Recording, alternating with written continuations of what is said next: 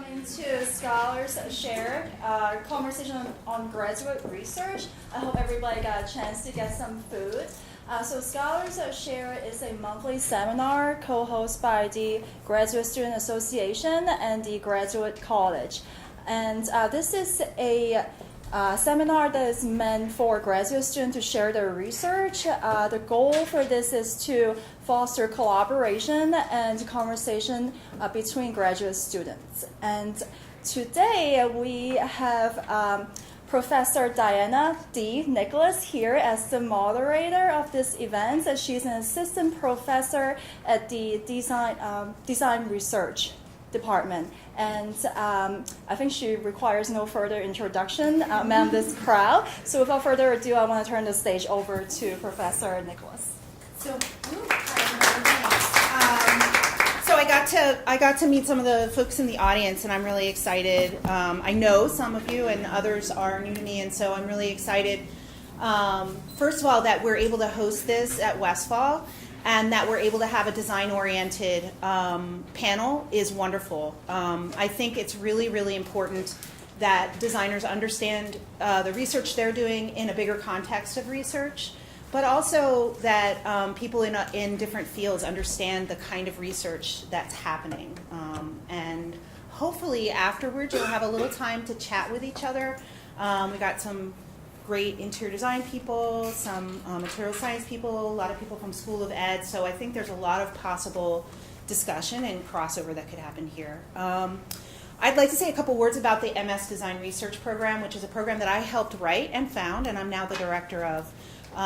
We're in the Department of Architecture, Design, and Urbanism in this college, and it's predicated on giving students the opportunity to study areas of interest in a deeply research-oriented way, either technology or human-centered, or a combination of the two. And they're really trying to answer a question. They develop a tool or a series of artifacts, and they use a combination of primary and secondary research to explore their design question. Students who graduate from the program go on to work in the design research field, they work in the architecture field, they work in the interiors field, they work across disciplines.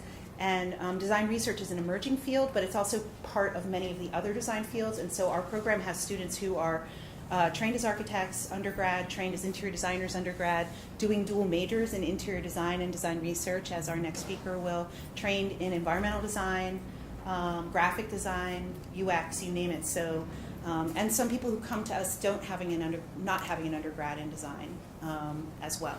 So with that said, I'll probably talk more about the design research program during the questions because I can't stop talking about it because I love it. But I'm going to introduce our first student scholar guest. And Marie Batista is a dual interior design and design research student. She has an undergrad in art history from Rutgers University. And between her undergrad and her grad, she worked at the Met, MoMA, and the Brooklyn Museum. Yeah. And I have her for class now. I've had her for many classes. She's has this sort of scholarly background and knowledge from both her undergrad and her work experience, and now she's building that as an interior design, MSIAD, Master of Science Interior Architecture and Design, and MS Design Research student. So she's doing a dual degree. And her main interest is in learning environments, and I'm going to let her talk about how sustainability and community process are building into that for the work that you're doing. But it's been really gratifying to watch her sort of build this topic, because I've known you for longer. You're in your first year of the coursework, but I've known you for longer than that because you're an interior design student. So, great. Yep. So welcome, Marie.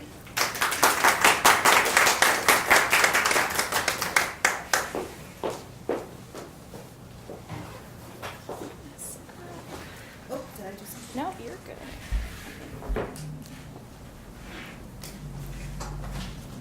Okay, great. Awesome. Got this set. Okay. Fabulous. Hey, everybody. Thank you all so much for coming. I really want to thank the Graduate College and Westfall for hosting today, and Dee also for encouraging me to speak. I'm very excited to be here. My name is Marie Batista. And like Dee mentioned, I'm a dual major, dual MS student in the MSIID, Interior Architecture and Design program, as well as the Design Research program. So really my presentation, I'm in my second year of interiors and first year of design research, so still sort of coming into my own, coming into this research. So really this will just be more of an overview of sort of the work I've been doing thus far, as well as what I'm hoping to do in the future. So the title of my project, working title for sure, is Convening Sustainable Learning, Examining the Community School Framework as a Mode of Creating Sustainable Learning Environments. So the problem I'm interested in stems from the issue that the majority of school buildings in the United States are in really poor condition. Every 4 years, the American Society of Civil Engineers conducts what is called an infrastructure report card, sort of a survey, and they provide a grade and overview of American infrastructure.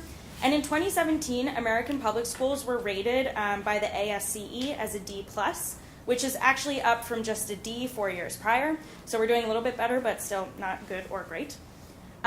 Building infrastructure is so poor because most of these schools were built over 50 years ago to serve the baby boomer generation when they were school-aged children.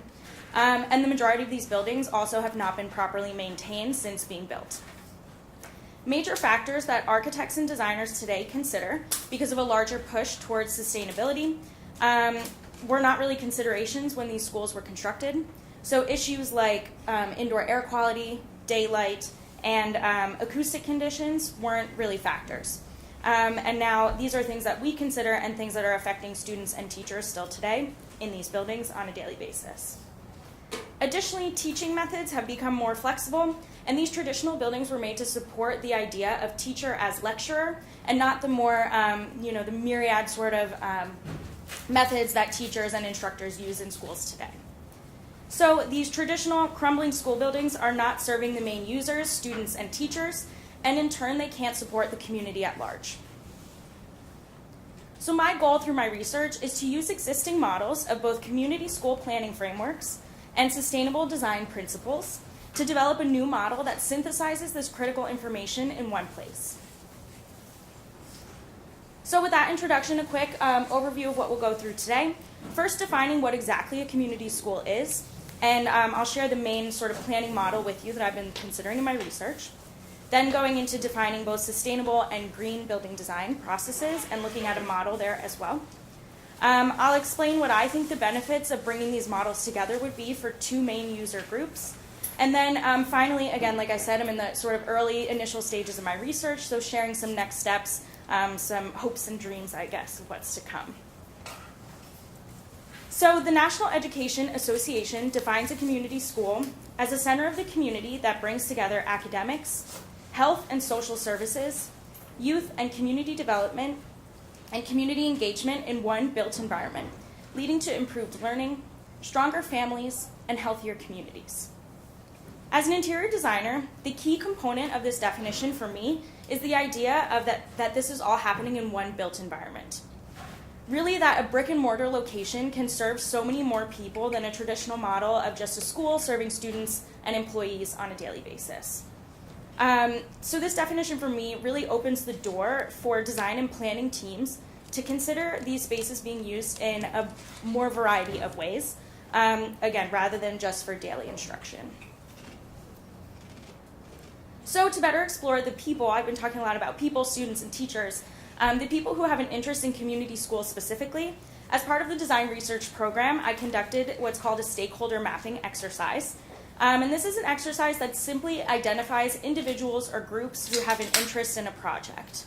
It's a very easy and very fun exercise. Really, all you do is you take Post-it notes and you quickly pop out one idea per Post-it note until you've exhausted yourself, and then you group these ideas into categories. So, as you can see here, I have 7 categories of groups who I believe have an interest in community schools. The primary and secondary groups at the top of the slide are who I consider sort of the main users or those with the main interests in community schools. So being students, teachers, athletes, adult learners, adult library card holders, and sort of summer camps and recreation programs. Ancillary groups include, of course, school employees ranging from teachers to counselors to security personnel, the government on both a local and federal level, so Board of Education and the mayor locally, up to the U.S. Department of Education and the NEA federally. And as a designer, I consider the building facility stakeholders such as architects, engineers, and maintenance personnel, as well as other members of the community like local business owners who might want to advertise at events. This exercise was critical for me because when looking at existing models to use for my research, I really need to keep in mind all of the people who are affected by the methods of community school planning. So the main method or model that I have been using so far is the NEA's 6 pillars of community schools. These pillars are a strong and proven curriculum, high quality teaching, inclusive leadership, positive behavior practices, family and community partnerships, and community support services. These 6 elements are the NEA's guiding principles for community school planners to use when developing a community school. Within the model, each pillar is defined and broken down with goals that planning teams should seek to achieve, as well as methods for creating these goals and ways to measure successes and failures. In the interest of time, I won't be able to get into each topic, but they're all very straightforward based on the sort of categories that you see here. And the first 4 are very student-focused, while the last 2 are more community-focused. This is the main framework I've been using in my research because it's highly comprehensive in terms of community school planning, but does not make mention of the built environment. So it provides an opportunity for me to consider how these factors can be thought about within the context of the building itself, and then going back to my stakeholder map from the previous slide, who is served and who is left out from the conversation with these models. So having defined and considered community schools, we'll move on to defining sustainability and green buildings. The United States Green Building Council defines sustainability in the built environment as creating places that are environmentally responsible, healthful, just, equitable, and profitable. And greening the built environment as requiring looking holistically at natural, human, and economic systems and finding solutions that support quality of life for all. These 2 guiding principles are largely what architects and designers consider when implementing sustainable and green practices into their designs. As I mentioned earlier, and I'm sure many of us are aware, a push towards living greener and focusing on what we can do to help the environment has definitely been prevalent in recent years. Unfortunately, this focus, again, as I mentioned, did not exist when these older buildings were constructed. So many of the important sustainable factors that architects and designers pride themselves on implementing today are just not a part of these buildings. So let's have a look at some of these factors. This is the LEED model, which shows the 8 categories that LEED has identified as critical for designers to consider when implementing sustainable design practices. LEED stands for Leadership in Energy and Environmental Design. And as a certified LEED Green Associate, I've been primarily using their model because I'm most familiar with it and passionate about it. So as you can see, the categories they have up here are innovation and design, location and linkages, sustainable sites, water efficiency, energy and atmosphere, materials and resources, indoor environmental quality, and awareness and education. While all of these are important, there are a few critical ideas I'll touch on today in terms of fusing this with community school design. So newly constructed community schools should be accessible to all members of the community. That's the goal. In terms of location and linkages, architects and planning teams should consider sites that are accessible by public transportation, walking, and bicycling when possible, not just by car, to, again, provide more access. The energy and atmosphere category is critical for a sustainable community school, as these schools are often open late into the evenings or on the weekends. They serve, adult members of the community who work during regular hours, as well as hold other events open to everyone. Architects and designers can use this category to consider ways to be more energy efficient in terms of lighting, heating, and cooling a large building that's often more in use than it's not. As an interior designer, materials and resources are a category that I work with a lot, and the selection of healthy and safe materials is important. Selecting fabrics, wall coverings, and paints that aren't sending toxins into the air is extremely critical, especially for children. Sourcing building materials and interior finishes locally, and ones that have been produced or harvested sustainably, is another way to better serve the community. And finally, when considering lighting and thermal comfort, Indoor environmental quality is a highly important factor, again, especially for growing children. Older buildings with windows that are not operable or mold in the walls are considered, obviously, a health concern and dangerous. So through my research, I hope to convene information from the NEA's 6 pillars of community school design, along with other community design frameworks, LEED's 8 criteria, and other sustainable design models, to create a new model that can be used by and benefit 2 main groups. The first group being architects and designers. I believe creating this model for architects and designers when designing sustainable community schools can lead to these 4 following benefits. The first benefit being synthesis. This will create a model that holds all of this critical information in one place. Right now, all of it is out there in so many different places that having it synthesized together will be an easily accessible way for these teams to better design for these communities. The second benefit being understanding. Design teams with a knowledge of this community school process can better design for the final result. This way we can break down silos and barriers between these teams and better integrate a planning and design process so that everyone can come together to achieve what we all want is better schools.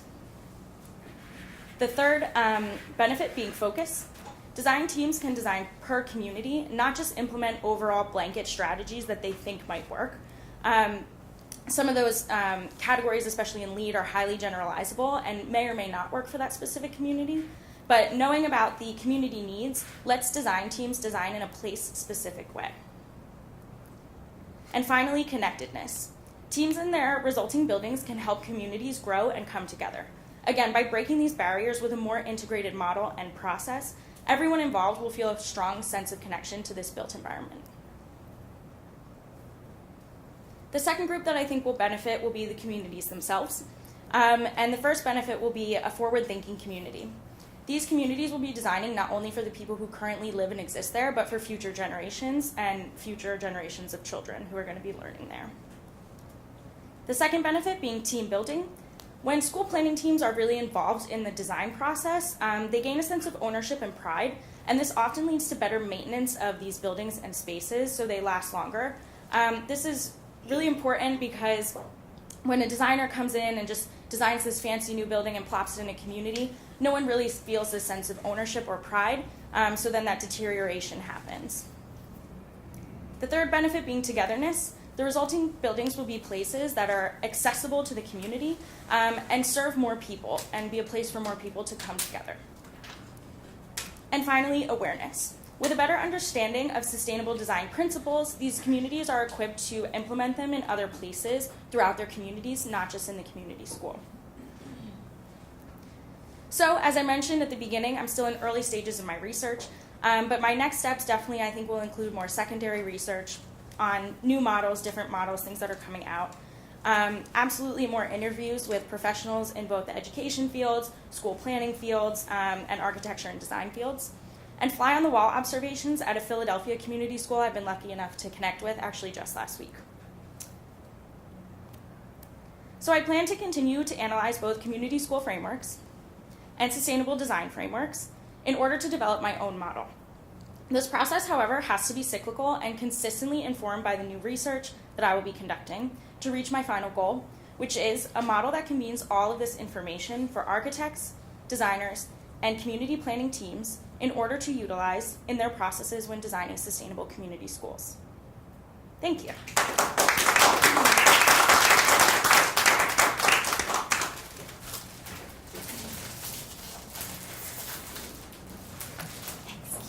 Awesome job, Marie.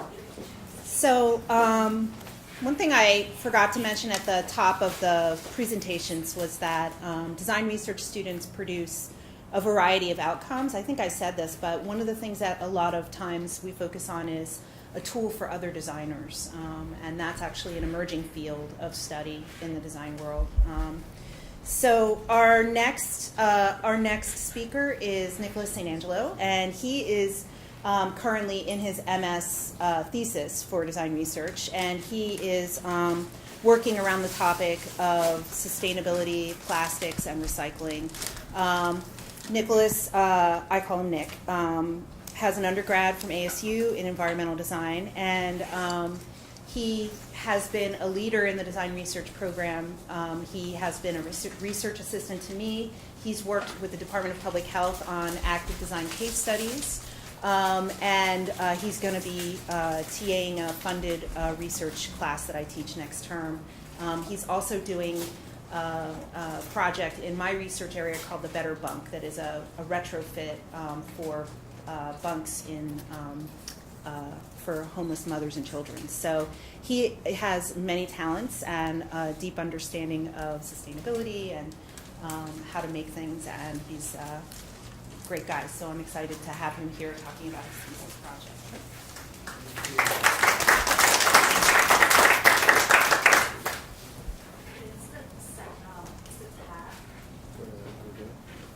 Oh, you're doing Google? Yeah, it's on this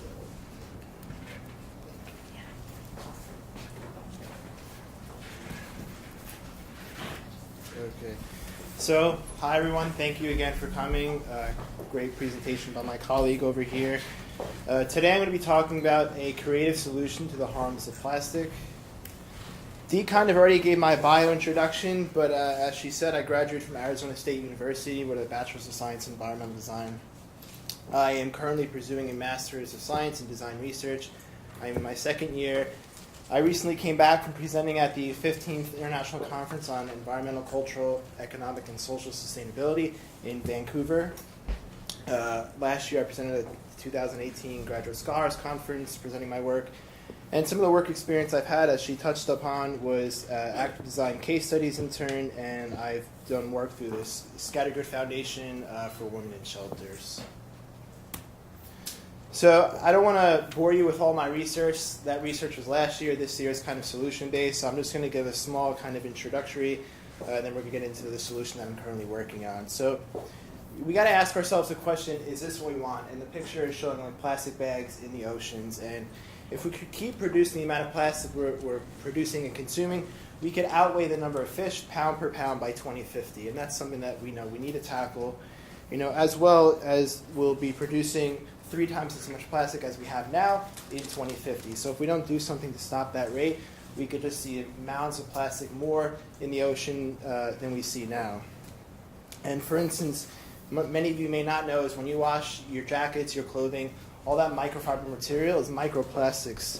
And what microplastics do is they can contaminate the water, go into the ocean, into our fish, so on and so forth. And one fleece jacket, for instance, can produce 250,000 microplastic fibers into wastewater, which is astonishing. We got to ask ourselves, is this what we want on our streets? And I don't know if many of you know, but if you type in, "Why is Philadelphia?" in Google, the first search result is "so dirty." And that's crazy, right? Besides it being so dirty, other search results are so poor and so ghetto. And part of the reason is because we have so much plastic trash and mismanaged trash that people are not sorting correctly. There's a lack of education, and currently the plastic bags are so lightweight that they can become easily litter and ending up in our streets underneath trees and cars. And people have this mentality that, well, why should I care? It's already there. Like, what should I really do about it? So is this what we want in our food? Now, I didn't want to show you a gruesome picture of some fish that have plastic in it, but if scientists have been cutting open fish and finding bottle caps, plastic wrappers, and stuff, and even besides that, the microbeads that we're releasing into the environment from cosmetics, toothpaste, end up in this fish, and then we eat the fish. So it's this ecosystem of bad habits that we're even consuming ourselves.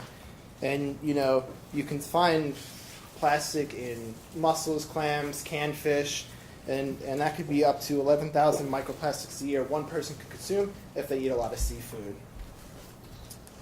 And is this what we want in our air? Now you say, well, how does plastic pollute the air?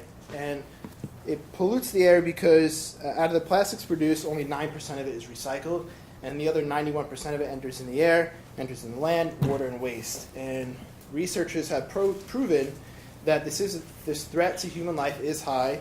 It can enter into our lungs, where may induce lesions in respiratory systems, and they're currently, discovering that as we speak.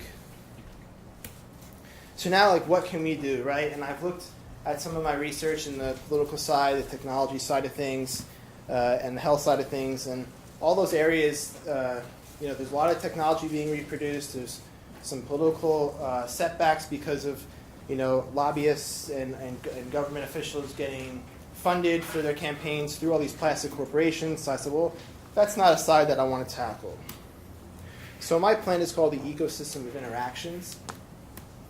And how I came to the solution so far in my past year, and going into my second year now, I've conducted a bunch of surveys. I've done some fly-on-the-wall exercises, and if you don't know what that is, it's pretty much just observing people from afar and understanding their habits. So for instance, I just did a study at Whole Foods, sat back and I watched how people threw away their trash. Did they sort it correctly? Did they not? Did they read the labeling? Did they not? And what I came to the conclusion is that the ones that did read the signage, well, they were there for so long. They were there for like a few seconds. I said, well, that's just too long. Like, you should just be able to read it, throw it away, and go on with your day. I've done expert interviews. I've talked with head city officials about the trash and production that we consume here in Philadelphia. And, throughout all the research I've gained and expert interviews I've gained has led me to this. So today, I want to kind of capture what's going on and turn it around to be a positive. So most learning happens in closed environments. And what I mean by that is within schools. Say when you go to work, you learn things. But then outside of those areas, in the public and the general public, you don't really learn a lot of stuff. You're just going out about your day. And the one thing I really want to capture is visual learning, right? So visual learning can act as stimulators for emotions, and emotions and visual information are processed on the same side of the brain. So if I can produce visual pleasing images, and people can retain that information better. And as well as Americans check their phone on average once every 12 minutes, about 80 times per day. So as that's not a great thing, I want to change that and say, well, how can we use the phone instead of just checking social media for like a positive thing to combat plastic usage? So this is what it looks like. This is kind of a service design blueprint, and it's very complex, and I'm not going to go through all of it, but just the main things that we're going to focus on is the customer journey, which is one person would come in, they would see advertisements, they would go to a website, they would take a quiz, receive results, download my proposed application, interact with the app, then see more digital ads, and then see signage, and I'm going to break that down right now. So what's happening in a nutshell is they're going to be viewing physical ads, they're going to be taking a quiz, they're going to be engaging in an application, viewing digital ads afterwards, and then my goal is to implement better signage at the end of all of this. So advertisements, right? So again, with that visual learning, I would put advertisements that would kind of trigger emotions that, would say, hey, there's this much plastic in the ocean, you could be eating this. And the goal is to kind of bring people into the topic because there's not a lot of media about plastic and the harms it has to the environment because the media does not want to portray that information. So once they get see all these ads from bus stops, newspaper stands, and billboards, it would then prompt them to go online to take a quiz, similar to Recycle by City, which if you have not taken it already, if you go to recyclebycity.com and you could do a Philadelphia-specific recycling quiz, and you could test your knowledge of whether, say, product A goes into the recycling bin or the trash can, and you can be graded amongst how you compare against other people in Philadelphia and other people within the country. So once they get that and they receive the results, it would then bring them to say, hey, you should download this application. Now, since then, I have kind of prototyped this application, which I have here today, if any of you would like to see afterwards.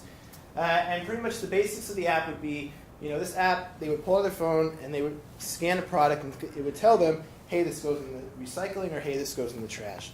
And the reason why that is extremely good is because right now there's a lot of mismanaged trash. And mismanaged trash backs up recycling centers, stuff sits in landfills, so I'm trying to alleviate that burden. And it would be a simple interface that would allow for a one-click scan and search. It wouldn't take too long because obviously I do know it is kind of weird to take out your phone to scan something that takes time, so I want to try to alleviate that time. This will help put trash in the right location. It will educate the consumers why, because if they're looking up this product, they clearly do not know where it goes. And then it'll reduce, like I said, the missed recycling batches at plants. And this could potentially record your usage on the products you're scanning, and it could maybe make recommendations saying, hey, you've been scanning this product, well, how about buying this instead as an alternative, which could help. And then also, it can give you your local recycling acceptance laws. So every city is different as far as what you can put out on the trash curbside, and same thing for recycling. So if I can educate them out as well, then the garbage men could see less mismanaged trash when it goes into the plants. And then from there, next, since they're going to be on their phones and they're going to be learning, the often saying is if you don't use it, you lose it. So I want to then reinforce that information with digital ads, since they'll be on their phones through social media sites like Instagram and Facebook, and saying, and how I'll kind of tailor those ads is because I'll take the information from the application, and it's like, okay, this item was looked up the most. So that's where the trouble is, and then I'll promote that item onto the ad so people can remember, hey, this goes in the recycling or this goes in the trash. And then from that, I want to produce signage to go in parks, fast food restaurants, takeout restaurants, to have better signage on the trash bins and recycling bins. Like I said, when I did that Whole Foods exercise, one of the conclusions I came to was, what if there was the exact picture of the item that's thrown out at that location, so there's no second guessing, you see the item, you throw it away.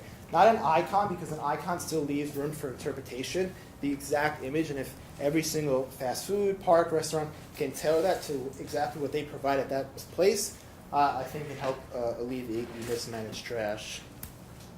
So the goal is to educate people on the harms of what mismanaged trash and plastic have in the environment, and then from there to really encourage them to buy responsible products and different alternative products, and then to empower people to go about and make a change. And something like this, I think, could be easily produced with companies that could, say, sponsor my application and signage, because there are a lot of people that are pro-environment, not against the environment, so I would harness that power to build a huge platform together to make it work. And I leave you with a quote that touches deeply to me, and the goal of a designer is to listen, observe, understand, sympathize, empathize, synthesize, and glean insights that enable him or her to make the invisible visible. Thank you. So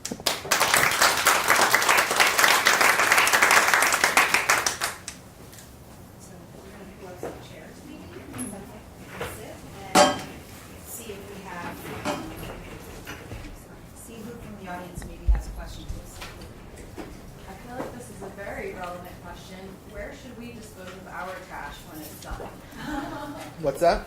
Where should we dispose of our trash in this? So we have environment? recycling Okay, and trash right outside. got it. Yeah. Unfortunately, we don't have composting in this building, but it would be great if we could.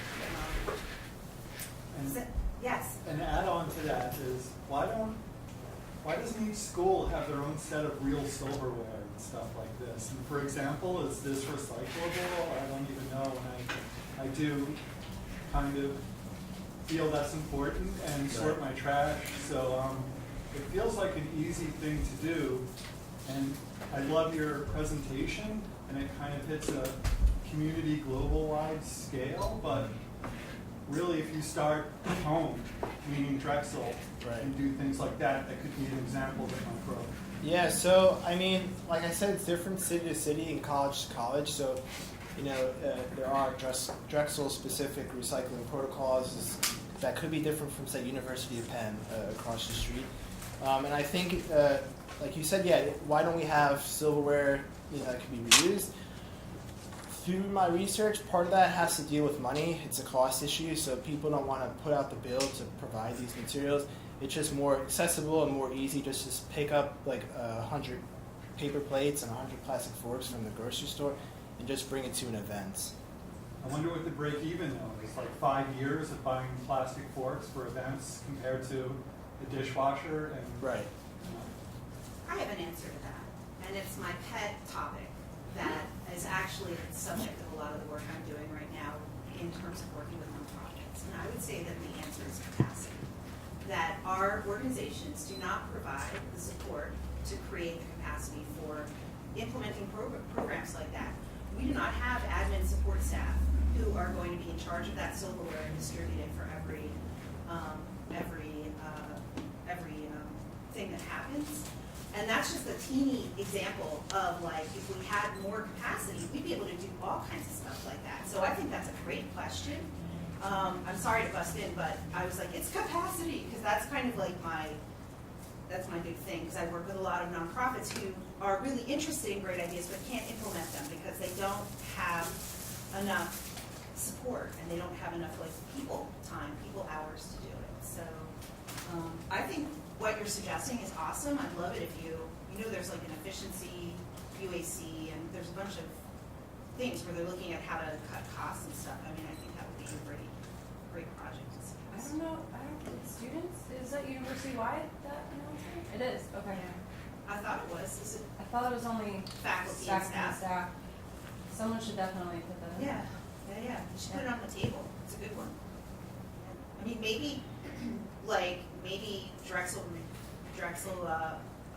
do they call it? Catering? Maybe they have to be required to do that, because that's the sort of central loci of a lot of the food-oriented stuff that happens. Right? Yeah, I mean, speaking of capacity and dollars, right, for a Drexel event to be, have plates, napkins, silverware that are washable, it'll cost you for sure, which is, it's tough for us to justify those costs when we could be spending it on things like providing you all with these resources. So it's tough.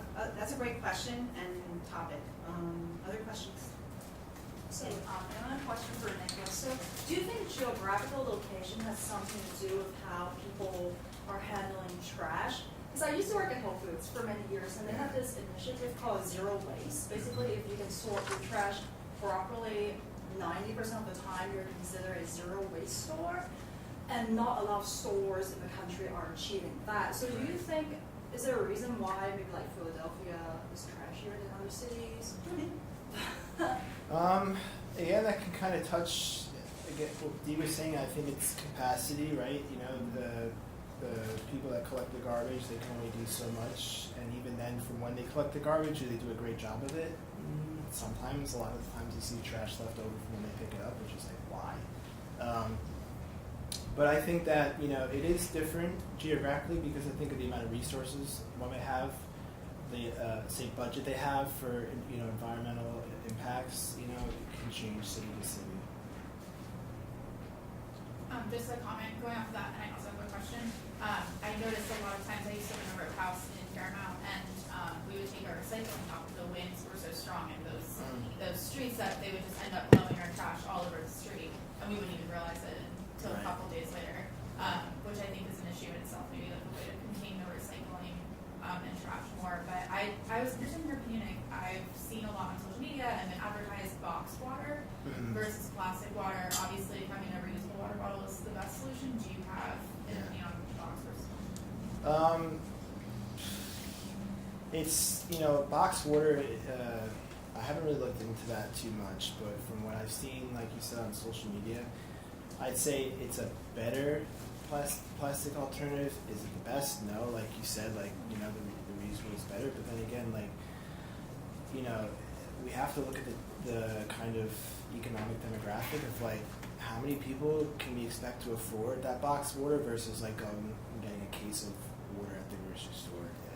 And that is primarily I've surveyed about 25 people last year, and I said, if you had the choice between this, a single use, or even something in between, and they just said, well, this is 50 cents per bottle. I'm just gonna go with this. I don't have the money out of my paycheck to afford this. That's $15. Sure, it's an upfront cost, and it will pay off over time. But people don't really look at things like that.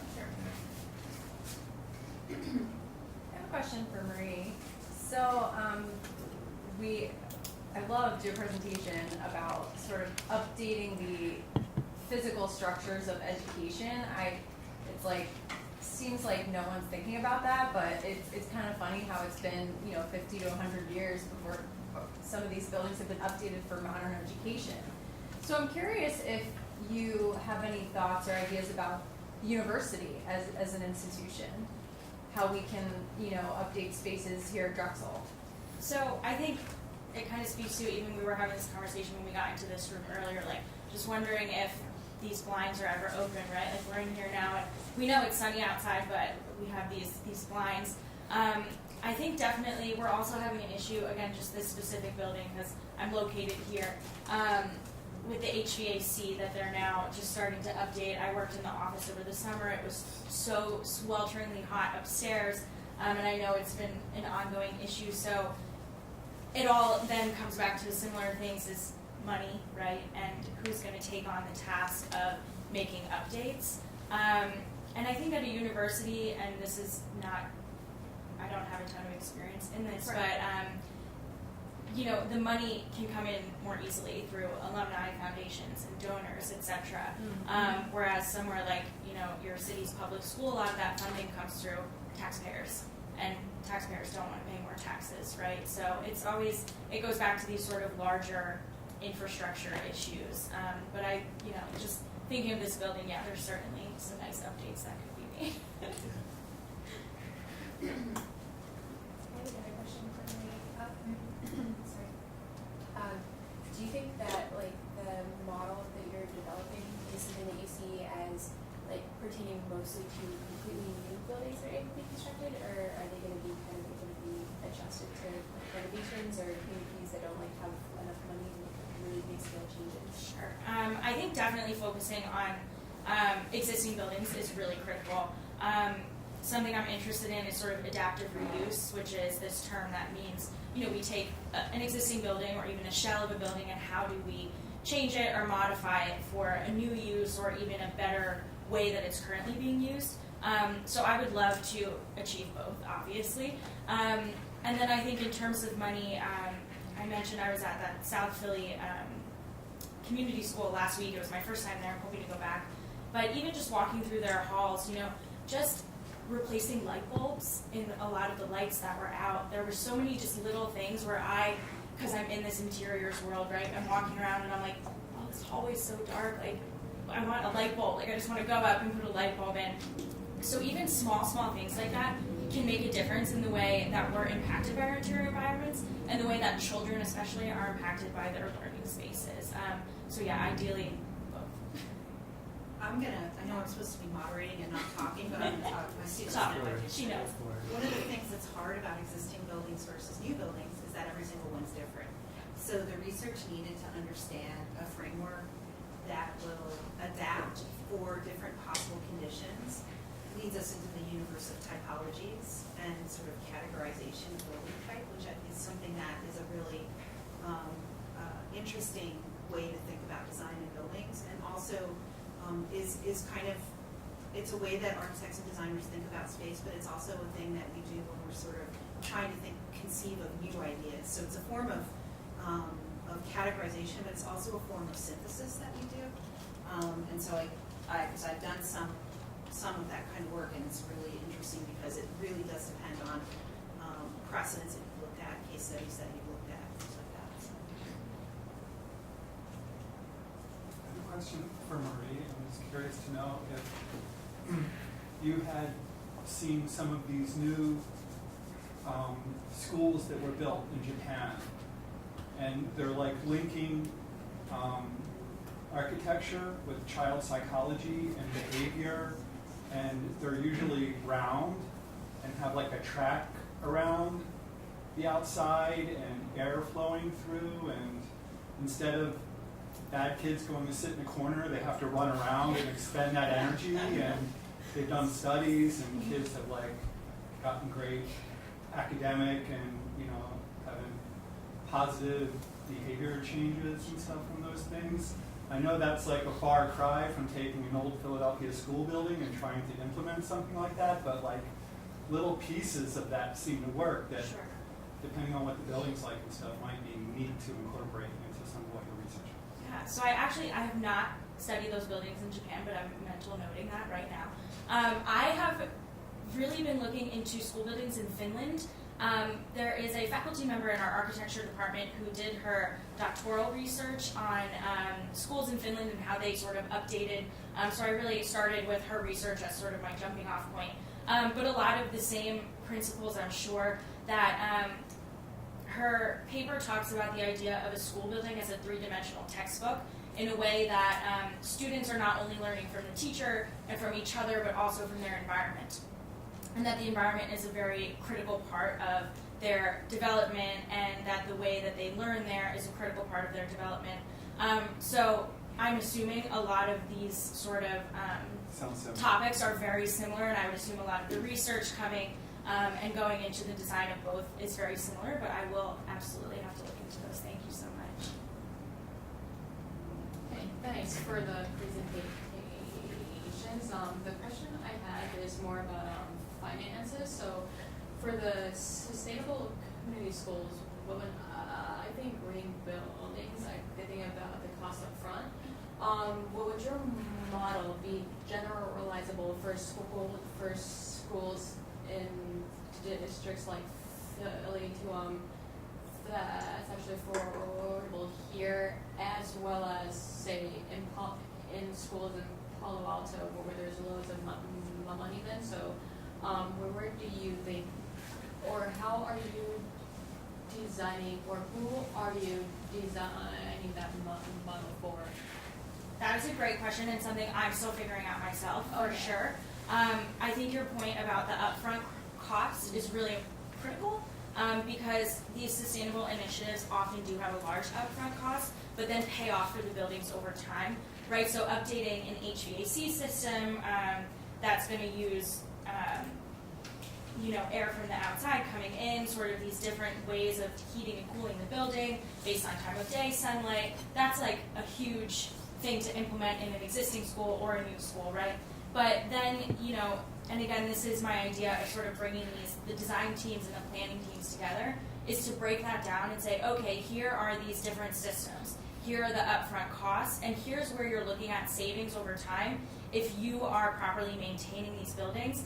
And again, that's the critical moment, right, where these people come together and say, okay, yeah, if we can, fundraise for this system, then we're invested in this system and we're invested in taking care of this system over time, where it's not going to fall apart and become sort of this big chunk of change at the front end and then not really serve everyone on the back end. But yeah, that's definitely sort of demographics, and even like school age is something I'm still wrestling with myself. But great question. Thank you. Yeah, thank you. I have a question for Marie. So I'm from the Nutrition Sciences department, and a lot of people from my department has worked with schools to implement eating behavior change in children. So is there a nutrition component in your model? For sure. Yes. Especially, so the Philadelphia school I was at last week, I attended a partner and provider meeting, it was called. So basically what they do is they bring in people from all of these sort of community organizations who are participating within the school together to brainstorm, talk about ideas, initiatives. It was really productive and like all this high energy because all these people are here to achieve this goal of bettering the school. And I would say a huge chunk of the people there were from Penn Health, from CHOP, from local farming organizations, Farmphilla, I think it's called, but increasing access to produce, not only for the students, but having sort of an open farmers market on the weekends where families can come in and just get a bag of fresh, healthy food. Because I'm sure Philly has a terrible issue with food deserts as well. So, providing this walkable, easy access. This school is right on the corner of a train stop. There's a bus stop right there. It actually has a parking lot, so there's a lot of ways to get to this school, so they have that as a benefit, where they can then increase these nutritional outcomes. I also know that one of the health partners is working on, just getting more posters throughout the school that, here's the food pyramid, here's how we should be eating, sort of things like that, because people don't know these things, and a lot of kids don't know these things. So yeah, health services, food services, anything you could think of, we want in these schools. Yeah. I feel like that's a great area for opportunity. Yeah, for sure. And it was, again, a huge topic of conversation at that meeting, which was inspiring, for sure. So as you think about the model that you're developing for like the creation or the building of community schools, one of the things that community schools provide is that opportunity for the community to be part of the school. But the other piece of that is that are you taking into account the setup of that system for a security aspect? So like, what does that look like? Sure. So something I've not thought a lot about, but just thinking back to my experience last week at this school, it was a school where you had to walk through the metal detectors to come in. So they do have their own sort of inherent security. I grew up in New Jersey in a rather wealthy district, and we had just a guy who sat at the front door and said hi to you as you come in. So there's always different levels that we're dealing with depending on location, demographics, etc. This particular community school, the big topic of the meeting was opening up on Saturday mornings from like 9 to 1 or 9 to noon, and having the school open for events. So security absolutely would be there anytime that the school doors are open and people are coming in and out. Personally, I would love to see no metal detectors in schools, but who knows how feasible that is, and that's obviously a larger issue. But safety is key and critical. So I think working with the school and their sort of mode of safety is important. Does that answer your question?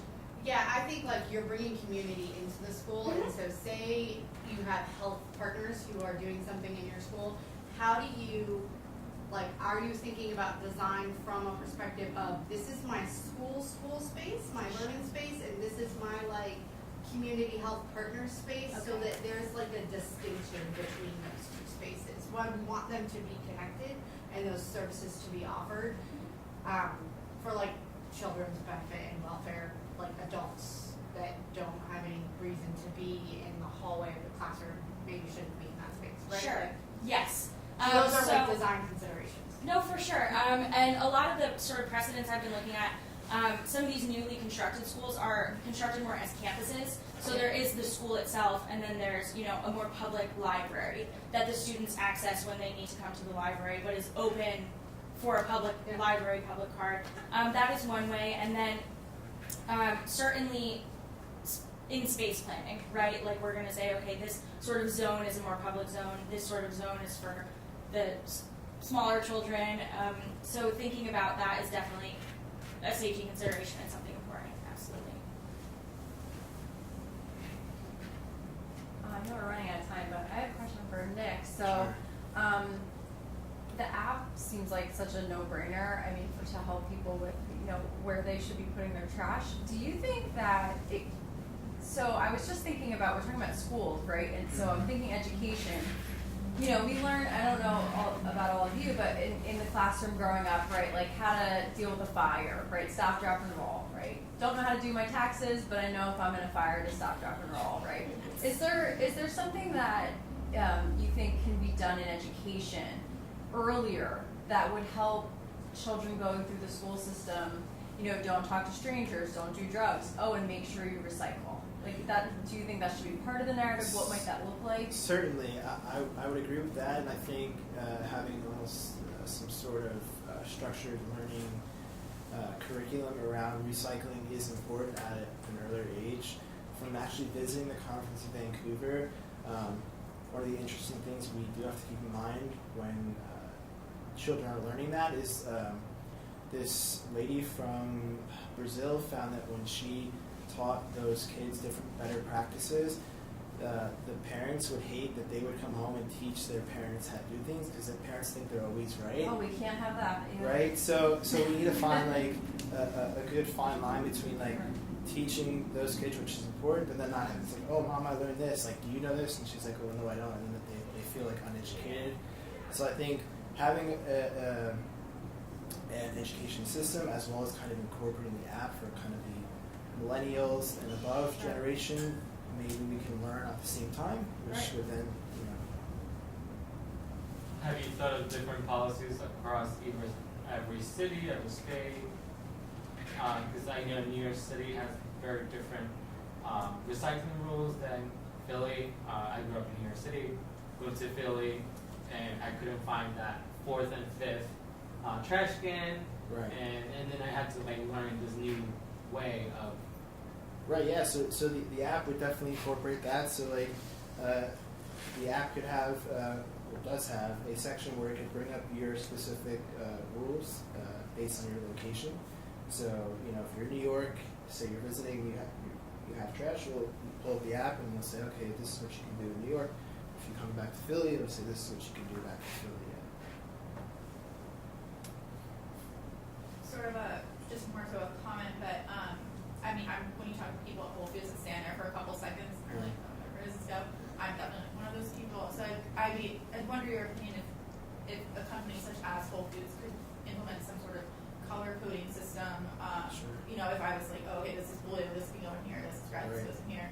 and kind of use that across. I wonder how that would work for our society, just for ease of education, one, and to make creativity Yeah, no, faster. that's a good point. It's definitely a possibility. Color coding is quite easy, red, blue, blue.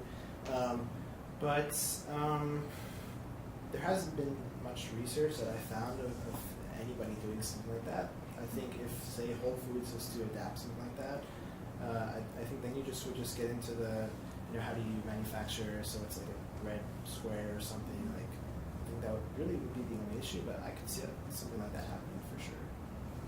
It could even be really interesting if you're collecting data about products that people maybe have confusion with what they're supposed to do with it. Then if there's a way to identify after a long time, certain trends in that, and then get a hold of those companies. I don't know how feasible that is, but to be like, hey, Whole Foods, this particular product, people don't know what to do with it. Right. And then maybe they even just a label on a package. Right, It doesn't have to yeah. be a whole scale change, but it could just be people don't know what to do with this bag that you have. Yeah, and it's funny you say that. Actually, it's a very good point. I think labeling is also a big issue, but I actually tried reaching out to some plastic manufacturing companies and businesses like Coca-Cola and Poland Springs, and I politely got, thanks for your interest, but we're unable to accept an interview. So it's like, we have to find, how do we, bring out awareness to these companies without insulting them, without saying, well, you're not going to make less money if you do it this way. We have to bring that up in a kind of positive way instead of just saying you're doing this wrong and, here's how to do it. So I'm trying to find that bridge in between that, but that's something, that should be done.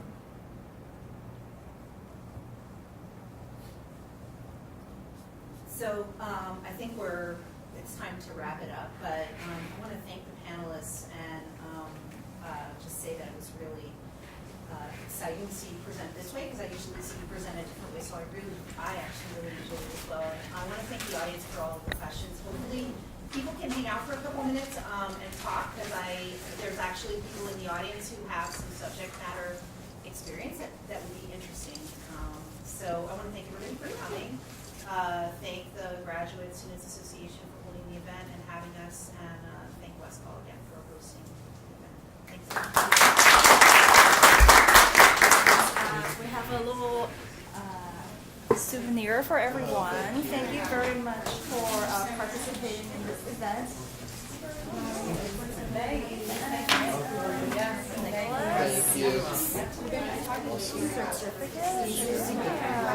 Thank you, Sandra, for bringing. Oh, sure. Thank you so much. Thank you. It was nice to meet you finally. Yeah.